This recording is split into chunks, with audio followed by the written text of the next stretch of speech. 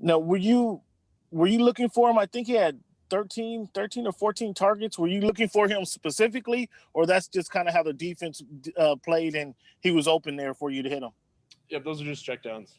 So when the defense is off and soft and they get behind some of our guys, so it's just a check down. So he leaks out, kind of find him for 5 or 6 yards, and I know something special is going to happen when the ball's in his hands. Will you explain to me kind of at the end of the game, those last final plays, you guys kept the long bomb to Johnson, and then you get down there and then you kind of run the ball, and then you tried the quarterback sneak. Was that a call from the sideline, or was that you kind of audibly trying to make a play? What happened there? Yeah, unfortunately, we just didn't execute. We got the ball down there. Tyron Johnson made a great catch. And we believe in the guys up front, handed the ball off. We definitely believe in the guy that we're handing the ball off to.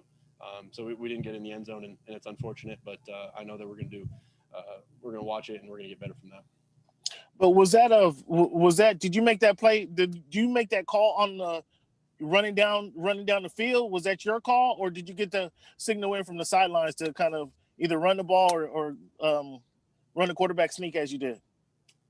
Yeah, like I said, we really believe in the guys up front, and I've got complete faith in those guys. So when we're going to hand the ball off to Austin or JK, whoever it is, I know they're going to make a play. And it's unfortunate that we didn't score, but I'm going to ride with those guys every time.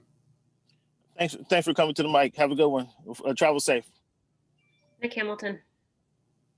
Hey, Justin, can you talk a little bit about just the secondary, what they're able to do to enable you to not have your normal targets in Keenan Allen and Mike Williams today?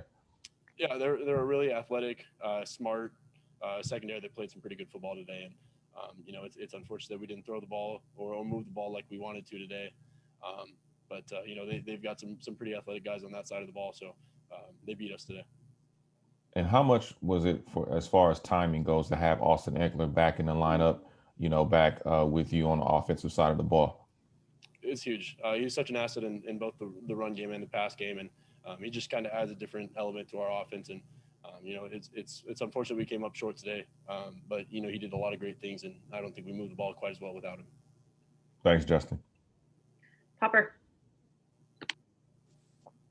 Hey, Justin, how did you feel like you guys dealt with the Bills' pressure and blitzes today?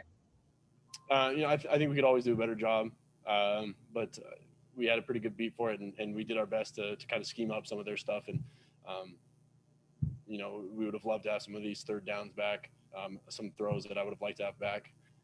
But I thought for the most part we did our good job in pass protection. They gave me enough time to throw the ball.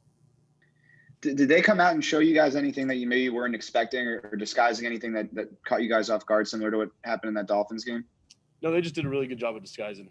They're a really well-coached team, and they've got some really athletic guys on that side of the ball, some really good defenders. And, kind of like I said, they disguised it really well, and they did a great job on defense and didn't move the ball the way we wanted to today.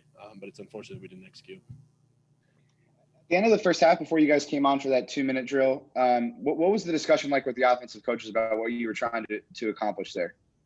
We were trying to score. Anytime you get in a 2-minute situation, we feel like we have the guys to go down and score. And, it's unfortunate we didn't get the points that we wanted to on that drive. But I know going back, we've got the guys out there. I'm going to do the same thing, and we're going to try and get the ball out in space and make someone make a play. Is there any part of you that's trying to, limit the amount of time you leave on the clock so the opposing team doesn't have a chance? Is that talked about at all on the sideline, or is it something that you try and do when you're out there in a 2-minute situation?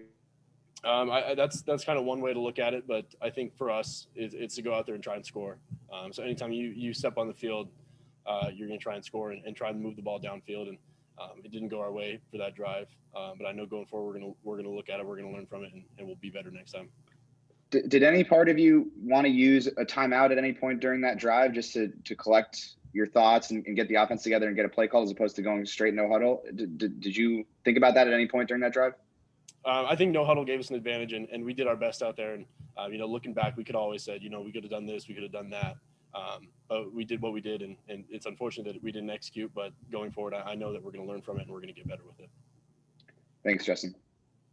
Last two for you, Justin. Fernando. Justin, did you feel comfortable and did you feel like you guys had a good offensive game plan coming into the game? Yeah, I feel like we did. Up front, those guys blocked their tails off today, and especially the running backs in pass protection. I feel like they gave me enough time, and I would have loved to have some throws back, some decisions back, but that's going to happen. That's adversity in the game of football. So it's all about learning from it and getting better next week. What did you see on the interception from Tre'Davious White?